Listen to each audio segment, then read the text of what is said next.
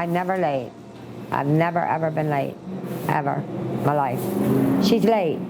That drives me insane. I mean, even if it's 5 minutes, that drives me insane. I'm early for everything I do.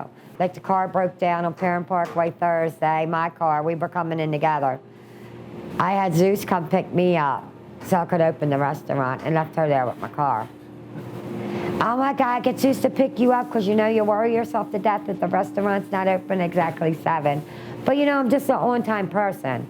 I've always been my whole life. I think maybe, other than my knee surgery when I was out for that, sick days in 43 years, maybe 2. I always come to work.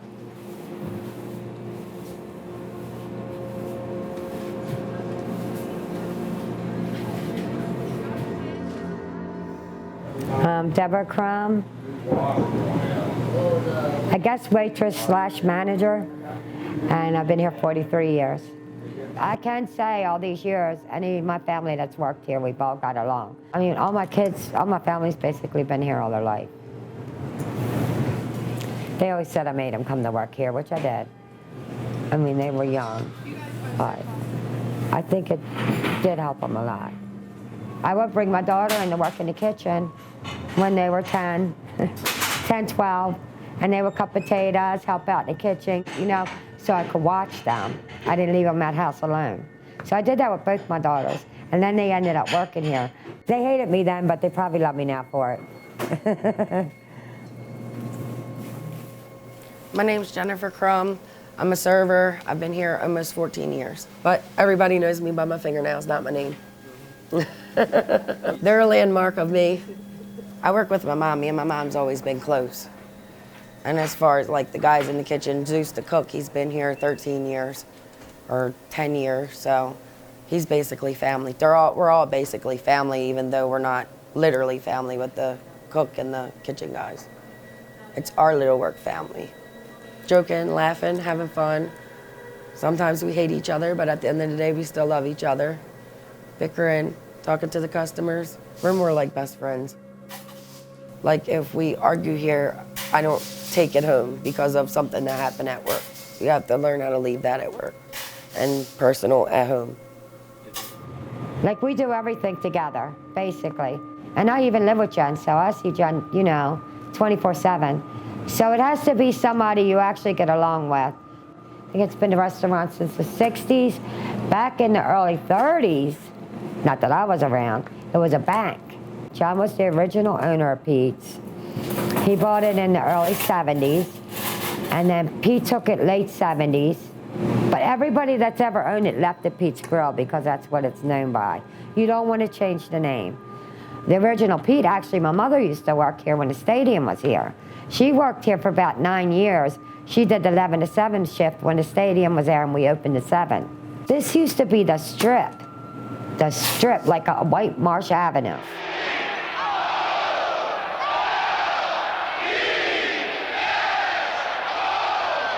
My sister, she's been here on and off 25 years.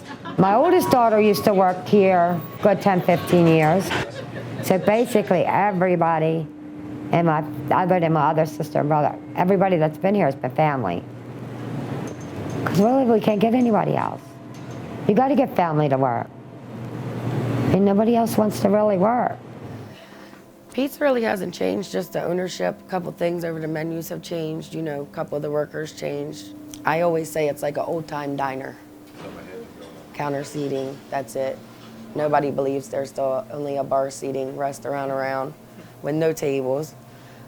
Friendly, tight. You can't not want to be close to somebody because it's not going to happen. Not at Pete's, you're going to be tight. And actually, the majority of them become regulars. Even if it's only at 1, 2 times a week regular, or 1 time, they become regulars. And they try new things, and then they get stuck on the one thing they like. So then that becomes their regular. I go, your usual? I probably know 90% of the orders. I don't know nobody's name. When we go to talk about somebody, I'll go, you know, scrambled cheese, home fries, bacon guy, rye toast. He comes in all the time and gets a Coke. And we talk about customers, that's how we figure out who, they know who we're talking about. Because I can tell you everything they eat, but I probably don't know none of their names.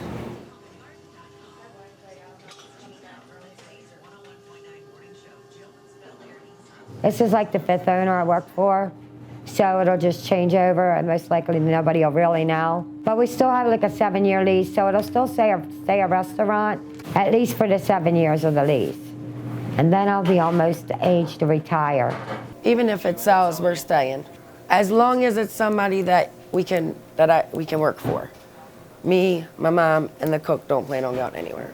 The plan is to stay at Pete's.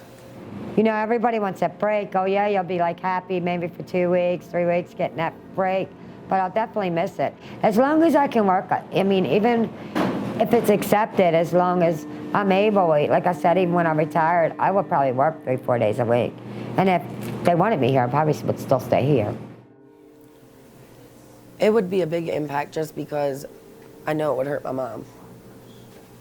This is her life. She don't know what to do outside of Pete's Grill. She'd be completely lost. She would be devastated, so I would be devastated for her. Me, I mean, I'm still young. It would be sad. I don't want to see it go, but I could always go get another job. It's not like her at 60. So I cherish this place because of her. I can't get her away from it. So then I just figured I have to cherish it because she's not leaving.